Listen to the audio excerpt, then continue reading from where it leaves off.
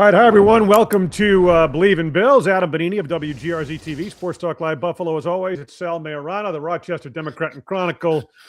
Very busy stretch and beginning to the off season certainly. But the Bills have their new head coach, as we have talked about. We have a lot to get to here in this edition with the introduction formally of Joe Brady, former offensive coordinator, now head coach.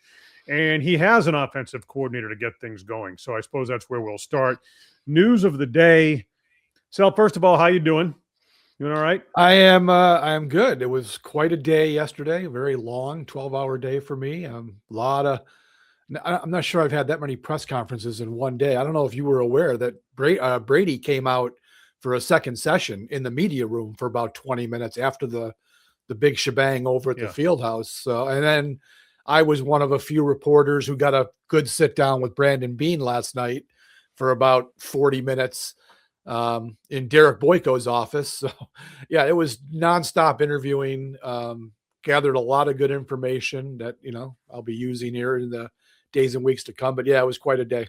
All right. So I haven't, you and I haven't talked. So I definitely want to get into all of that, especially everyone saw the press conference, but what we gleaned and what you gleaned sort of in the separate session when Brady came back in and obviously in the sit down with Brandon Beane. But first I want to talk about Pete Carmichael, who's going to be offensive coordinator, it sounds like, based on reports as we record this. For Joe Brady, they have a history. They come from the Sean Payton tree. He's been a senior offensive assistant in Denver with Payton. So he brings a lot of experience to the table and obviously some like-mindedness in terms of Brady. This will be Brady's offense, but this is a guy that certainly seems as if he's going to be able to complement it well. Yeah. And there are reports out there that he's the guy. I've written that. I'm sure it's going to happen.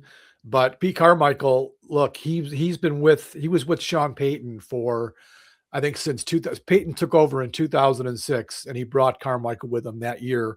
And then in 2009, he promoted him to offensive coordinator. That happened to be the year they finished number one in points and yards and won the Super Bowl. And he was Payton's offensive coordinator for 12 seasons. Now, the thing is, we all know Sean Payton has always called the plays no matter where he's been. So Pete Carmichael was basically his right-hand man, help him with game plans, obviously coaching up whatever they do to put the plan together. And then Payton called the plays on game days. That is exactly what I think is going to happen here with Joe Brady. And as you mentioned, they were together in 2017 and 18. So Brady was an offensive assistant. He was probably, I don't know what the structure was, but I would guess he was reporting to Pete Carmichael. I mean, Payton was the top guy, but I'm sure Brady had more interaction with Carmichael during the week in terms of game planning and whatever else needed to be done. From what I also gathered, it was Carmichael who basically not goaded, but directed LSU to hire Joe Brady in 2019. He said, this is a guy you need to look at. And they did. And we know that they won the national championship the 1 year Brady was their pass game coordinator. So there's obviously a history here. Carmichael has been an NFL coach for 26 consecutive seasons because after Payton moved to Denver, he brought him right over to Denver the last 2 seasons. So look, he's 54 years old. I think this is a really good hire for Brady, a guy who's got a lot of experience, has a history. And you heard Brady mention Sean Payton's name about 10 times yesterday. That's clearly his number one influence. Mm-hmm. And Pete Carmichael was Payton's right-hand man. So yeah, I think it's a good mix and probably a good hire for the Bills. So kind of baking that into it and adding that layer, obviously, on top of everything else you learn. Let's talk about, we saw, what do you really get out of the formal introduction? A lot of feel-good stuff, obviously. Yeah. And the Bills needed to do that, right? And I do think to an extent, we all know Joe Brady fairly well, right? I mean, he seemed pretty genuine. Yeah. Obviously. The story about his wife and everything. I mean, the emotion, you can obviously tell what it means to him. What were your impressions? I mean, I thought it was a positive step after a kind of a tough time over at One Bills Drive and the firing of McDermott and all of that. And the reasoning behind it, his promotion, that sort of a thing. I mean, I think they did a lot to maybe convince fans that this is a guy that's in line and deserves a shot. Yeah, I mean, look, every one of those introductory press conferences, no matter what NFL city you're in, those are designed to be home runs, right? They bring in the whole staff. I mean, the place was in the Bills workout room, Mhm. and they had the stage, they had chairs set up, and then on the upper level they had countless number of staff up there. So it's a big welcome party for Joe Brady. It's supposed to look the way it looked on Thursday. Everything was happy-go-lucky. They're 0-0 right now. I mean, it was set up for him to hit a home run, and he did. He banged it out of the park. The questions in that session by the reporters that were able to get a few in, I got a couple in. They weren't exactly the hard-hitting questions you're going to ask in the media room, because you got his wife is there, his kids, little kids. Other people who really have no impact on media. It's all staff people. So I think fans got to see a good side of Joe Brady. I thought he came off pretty well with his answers. And then he came into the media room for about 20 minutes, and there were definitely more pointed questions about the future, the direction of the team, what he's thinking about coaching staff. So we got a few pretty good answers. It was funny. He actually, just as he was wrapping it up, the Pat Meyer news came over Twitter. And he, of course, had to deny it because he didn't have him officially signed, but that had already been in the works. So it was fine, Adam. But again, it's January. It's supposed to be fine. Whenever we go to the combine every year with Sean McDermott and Brandon Beane, no matter how terrible the playoff loss was, everything's great at the combine. It's a new season. You're looking forward. That's what Brady was doing yesterday. And he came off perfectly fine. Now that's behind us. Now it starts getting real. So tell me about that session when he came back into the media room. The highlights for you, what you were able to really kind of glean from that. Yeah, I mean, the big thing was the Keon Coleman, as usual. I mean, this guy, for a guy who's been basically useless, Adam, for 2 years, he has been a lightning rod of so much controversy, especially these last couple of weeks. Brady basically said, if you remember, Terry Pagula threw the coaching staff under the bus and saying that it was them who pushed for Coleman. Brady, whether it's true or not, but I tend to believe him, he stood up and owned it. He said, I stood on the table for Keon Coleman. Okay, so he owned that decision. Mm-hmm. He was the one that convinced McDermott and then ultimately Beane that this is the guy that I think will work in our offense. So then he went on to say, he didn't say that Keon has been a failure for 2 years, but he did say Keon Coleman is going to be a Bill in 2026. He said, I am a Keon Coleman fan, and he's basically said, we're going to find a way to make this work. So all the talk about, now they have to trade him, they have to get rid of him after what Pagula said. Brady's initial reaction is, I'm going to make this guy better, wait and see. Now, it doesn't mean they're not going to get rid of him, Adam. They could very easily, if somebody comes back with them with an offer of a 5th round pick, say, it doesn't mean the Bills that Brandon Beane wouldn't say, yeah, let's do that. But for now, Joe Brady I'm not going to say he's going to die on this hill, but he is definitely behind Keon Coleman, and it's going to be on him. It's a hell of a decision to make, but it's going to be on him now to get something out of this player. Anything else in terms of anything that came from that? In terms of, you asked this, maybe I'll go in this direction, the passing game, right? Yeah. Because here I am watching the press conference, and I certainly would have asked it had I been there and had the opportunity, but I was glad that I think it was the last question you did, right? Mm-hmm. And I know that Beane addressed that with Pagula in the end of season, but I might have directed it at the both of them in that setting so that he could react to Brady's view on it. Where things stand, what they're going to need to do, the acknowledgement that it's not good enough, all of that. I'm wondering if in that behind the scenes session, if that came up and there was any more kind of a takeaway on that front. Yeah, I mean, look, that second session, there was a lot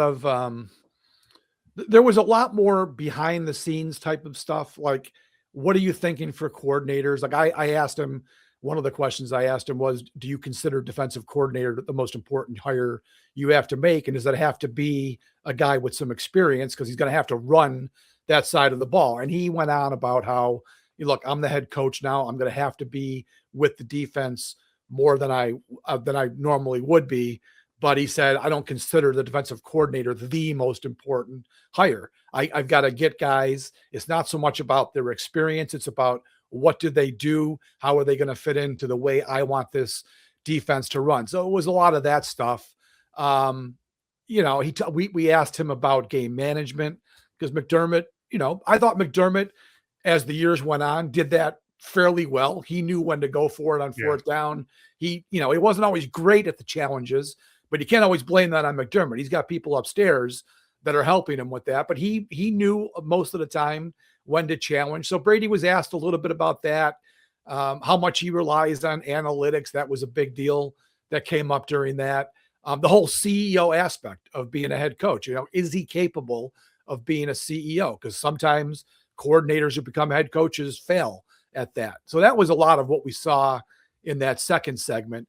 We asked him how much input Josh Allen would have in terms of hiring the offensive coordinator. Now they apparently got a guy. I don't know if Allen had much to do with that. I'm betting he didn't because Allen has no real connection to Pete Carmichael in any way.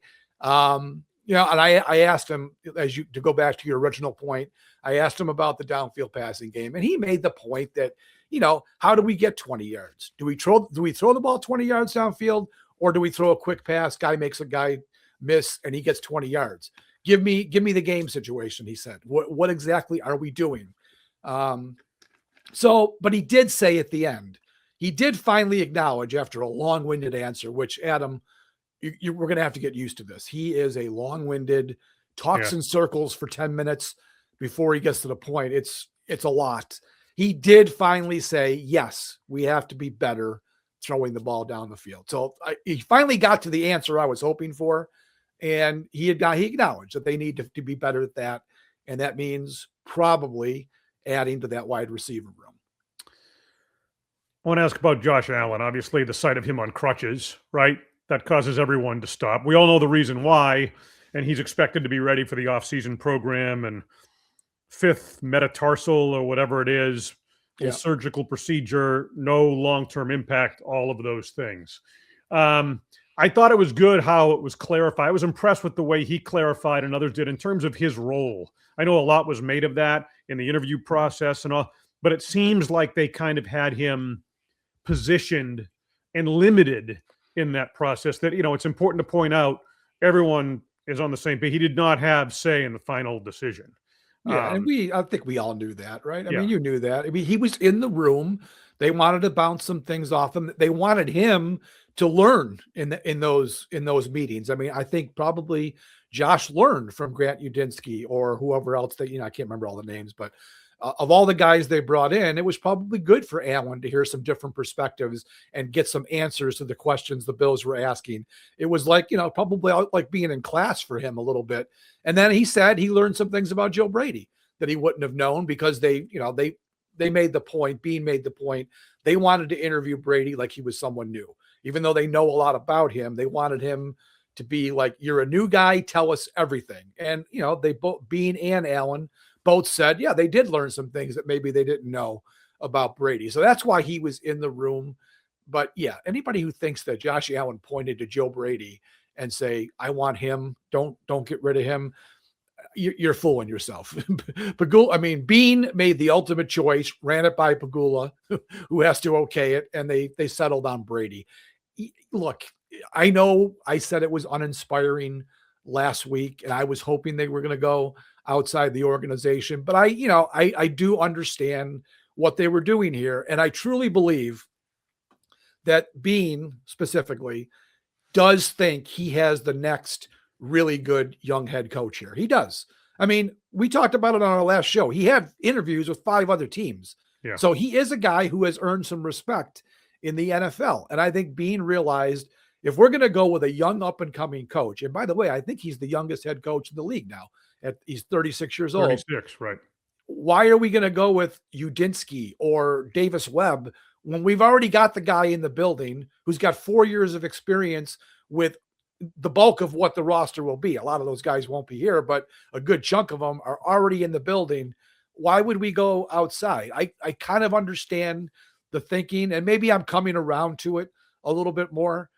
We'll see. I'm not going to say they're just running it back, because they're not. A lot of coaches have already gone off the staff. It's going to be a whole new look in that building. So maybe this ends up being a good thing for the Bills. And, when you consider, I think it was Bean who said it. If Brady, say, for example, wasn't the Bills' offensive coordinator and tied to the frustrations of the shortcomings and all of those things, and here he is, offensive coordinator somewhere else for an MVP quarterback, right? And then a rushing champion the next year. I mean, you look at that resume and you're like, hire the guy, especially when you consider the array of options. And I'm not saying there weren't good ones, but yeah, when you frame it that way, you can certainly see the accomplishments, what his offenses have done, and what talented players have accomplished under his leadership in that offensive coordinator role. Then I certainly see the rationale. And we're going to find out if McDermott maybe held Brady back with some of his philosophies. McDermott had a heavy say in the 48 guys who played in the game. And Brandon Bean made the point in our session in his office last night that he thinks that he and Joe Brady will collaborate more on who plays on game day than Sean did with Brandon. For instance, the wide receiver situation came up, and Brandon basically said that he kind of wishes we had gone with a group of guys and just gone with them every week instead of flip-flopping as much as they did. He stood up for Elijah Moore. He said Elijah Moore early in the season was making some plays. He made a few plays. And then all of a sudden, because they had issues with with the return game, that was kind of why Elijah Moore lost his game day spot and ultimately ended up getting cut. It sounded to me like Bean wanted to see a whole lot more of Elijah Moore. Keon Coleman, recognizing the maturity problems and the stupidity of all that. It was McDermott who healthy scratched him 4 times. Maybe if McDermott's not the head coach, maybe he gets benched for a series or 2 and he's not healthy scratched 4 times, and maybe he can develop into something. It just sounded to me like Bean was saying that McDermott had a whole lot of say on who played, and maybe Brady will do things a little bit differently. And maybe that's what's going to be the thing that's going to set Joe Brady apart, right? Maybe he was being held back in what he could do by McDermott. They ran the ball. They had the most rushing attempts of any team in the league last year. Is that Sean McDermott's philosophy? Well, we know Sean. Sean liked to build a strong running game.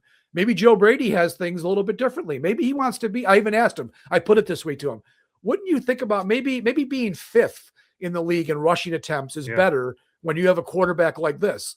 And he said, he basically didn't say, we that's what we want to do, but it's something that you can think about. Maybe Brady's going to call things. Maybe we won't see a first down run 70% of the time now that Sean's not there and Brady's in complete control. So things like that are what we're going to see out of Joe Brady that ultimately are going to make us determine whether this is a good idea or not. Whether it was Bean, I'm sure Bean didn't come out and say this. Maybe you got a sense of it from the behind the scenes or the sit down you had with him. But none of us are, sort of behind closed doors at One Bills Drive, but we have sources. I mean, the level of intensity and sort of involvement in everything, McDermott, you had talked about, he kind of had a hand in everything. I mean, rule with an iron fist is probably too strong a statement, but you get the point I'm trying to make, right? That was McDermott's way. He was running the show there. Brady is going to, I sense, take a different approach to that. And I'm just wondering if, in light of everything and going back to 13 seconds, which inevitably comes up, and as we kind of frame this moving forward, right? If internally they didn't feel that dynamic of it, I mean, taking nothing away from the culture that McDermott led and built and all of those things and all of the positives and the success that they had. If maybe given the shortcomings at the most critical times, or that maybe that approach from the head coach needed to change. And you know what? My takeaway on that, I've always kind of been curious about that, knowing what I know about McDermott's approach. But when Brady addressed the players at the press conference, I kind of felt like, okay, there's some things are going to be different moving forward in there. The attitude, the vibe. When he talked about setting the temperature and all of that, I think that was his expression. You see what I'm getting at here. And I'm wondering if you took any of that from what was said and kind of how it all went down and how this thing might go moving forward. Yeah, I mean, look, I think in the last few years, Sean, he was a veteran head coach by the end of his tenure. I think he had a very, very heavy-handed, strong. He was the guy. There was no doubt he was the CEO of that team. Now, I'll also say, I think right around the time of Tyler Dunn's story that came out a few years ago, after that happened, I think he really did kind of loosen up a bit. Yeah, he did. With the team. I think that things definitely changed. So I think in the few years in the middle of his tenure, I think it was a little bit tense over there. Guys walking around on eggshells, and he was ruling not with an iron fist, like you said, but it was definitely, man, Sean is no one to screw with. He is the man. I think that eased off a little bit at the end, but I also believe too that it was maybe time for a new look, a fresh feel. And Brady is a young guy. He showed it yesterday, a lot of energy. He said he's going to bring a lot of energy to it, which maybe Sean didn't have that level of energy at the end. I think he was still very, Sean is still going to go on and be a tremendous coach. I have no doubt about that. About it. Yeah. But I think Brady is going to bring a new feel to the building. He's closer in age to these guys, right? I mean, he probably listens to rap music and hip hop and the other crap they all listen to. Sean's not listening to that. You know what I mean? There'll be there'll be more of a camaraderie feel between player and coach. And I think even with the staff he's going to bring in, I think you're going to see a lot of, well, I shouldn't say that because Carmichael and Maier are both in their mid-50s, but I think a bunch of these hires coming up are going to be younger type of guys. So there's going to be an entirely different feel inside the building. And we're going to have to see, Adam, if ultimately this is the way they had to go. I mean, the proof's going to be in the pudding by your one-loss record and whether Joe Brady can push him to the Super Bowl, because unfortunately for him, the floor is the divisional round. Yeah. Sean McDermott didn't have that when he came in. The floor for him was, Jesus, just get in the playoffs. We don't care if you lose 45-0. That's a whole different thing for Brady. So we'll see. We'll see a year from now where we're standing with this whole thing. And he fully acknowledged that. I mean, he's inheriting a program that's in far better shape than the one that McDermott, that was a tire fire, post Rex Ryan, when McDermott came in. So to his credit, he's, set the tone for that and did so much to create it. Before we wrap it up, anything else from Bean? I'm interested in the sit down. I know you made one reference, but anything else you took away from, what he had to say behind closed doors? Yeah, it was a really good, it was only me and 3 others that were in there. In fact, it was supposed to be me alone. And I said, well, why don't I bring a couple of these guys in, because, it's not fair. And he said, fine. So we went in there and I asked him a bunch of questions. He went on about the wide receivers for about 10 minutes. And he basically broke down everything that transpired last year. He said about Josh Palmer, that injury he suffered against Atlanta, it was his ankle, his calf, and his hip were all affected by that.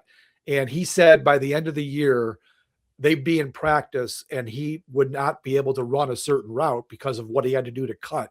And the coaches were asking him, like, what are you doing? Why can't you? And he said, I can't run that route. That's why they shut him down. He could have played, but they just said it's pointless. He can't do certain things. So he said a lot about that. He talked a lot about Coleman.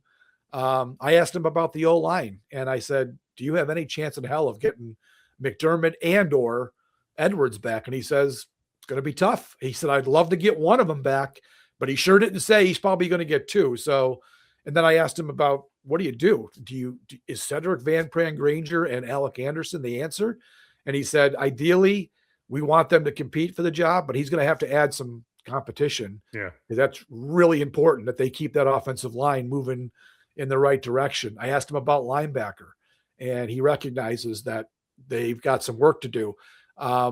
one thing that was interesting, I asked him about Terrell Bernard, and I said, should you move him outside? Is he too small to play in the middle? And he says, he didn't say yes, but he said it's definitely something to consider. He said he's proven he can play in the middle, but he has gotten hurt a lot playing in the middle. So if Milano's not back, which I don't think he'll be, that might be something you see. And he also said this is a good year for draft, or a good draft for linebackers. We didn't talk too much about draft. We'll save that until the combine. But because I asked him, what I asked him specifically about offensive linemen for the draft. But then I also said, what about linebacker? And he says, well, I'll tell you this I know that is a good year for linebackers. So keep that in mind when they're picking. I don't think it'd be the first round pick, but definitely maybe day 2, you're looking at a guy they want to bring in to be the starter, whether it's inside or outside. All right. Very interesting. Appreciate all of that, Sal. Let's just wrap it up. Obviously, Super Bowl now in less than 2 weeks. Seattle Seahawks, 4.5-point favorites, according to FanDuel and others. FanDuel, the presenting sponsor for this show, and others here on the Believe Network. 4.5-point favorites over the New England Patriots. And their ascension, obviously, is another thing that kind of puts maybe this move from McDermott to Joe Brady and in perspective, them going on to win the AFC championship. I'm just, to hear Josh Allen say on the podium that he feels like they'd be in a position at this moment to be preparing for another game. I would have liked to. Yeah, in the I don't know if I didn't know if he realized what he was actually saying there, but what he said was we would have gone to New England and won that game, and we'd be preparing for the Super Bowl if he had made one more play against Denver. So I don't know if he meant to say it that way, but that's certainly how we read it. So that was pretty good. That's certainly how I took it as he said it. I'm like, and I kind of said, good for him, right? Yeah. And so I guess as I give that line 4.5 points, and I do think, Allen in blizzard conditions in Foxborough, which is what it would have been. Right. Which I also think they might have postponed the game, Adam. I think they might have pushed it back. Well, you know why? Ridiculous. Because fans would have. It wouldn't have been safe to get fans in there. We don't know for sure, but if there's one game you could postpone, it's the championship game because you got 2 weeks.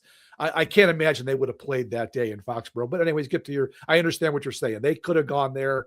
I believed if they had gotten past Denver, they would have gone to New England and won. I think you believe that too, right? Yeah, a third shot at them. Whatever, the way the first one went down, and then they get behind in the meeting over in Foxborough, come back, they rally to win it. I just feel as if, the familiarity with a division opponent like that, Allen on that stage versus May, and again, taking nothing away from the job that Vrabel's done with the Patriots and May and everything they've put together. But I feel like they had a hell of a shot. No, they absolutely would have. The Patriots did not see a team like Buffalo. No. But based on who they ended up playing, the Chargers with no offensive line, CJ Stroud for crying out loud, and then having to play Jarrett Stidham. They would not, believe me, Buffalo would have been by far the best team they were going to play in the playoffs, and I think the Bills would have won the game. We'll never know. But yeah absolutely. I should be on my way to Santa Clara next week because I think that's what would have happened. Yeah, we both would have been for that one. And so, okay, let's project it on. Buffalo, I do think they would have had their hands full with Seattle. Oh, yeah. I think Seattle is the best team in the NFL. I'm hoping that they quadruple that point spread in this. I hope it's a blowout of epic proportion because you know how much I hate the Patriots. But, yeah, I think Seattle should win the game. And I think they would have probably beaten Buffalo if Buffalo had been there. Can't say it for sure.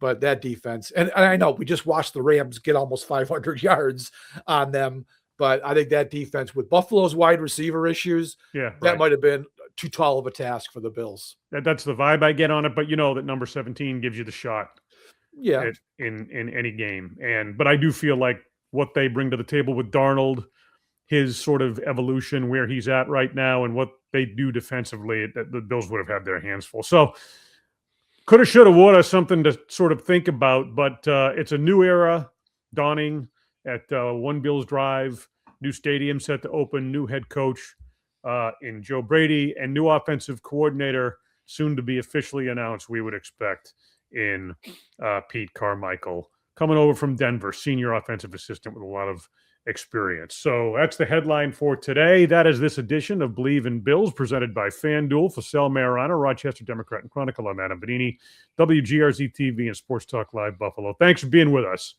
as always.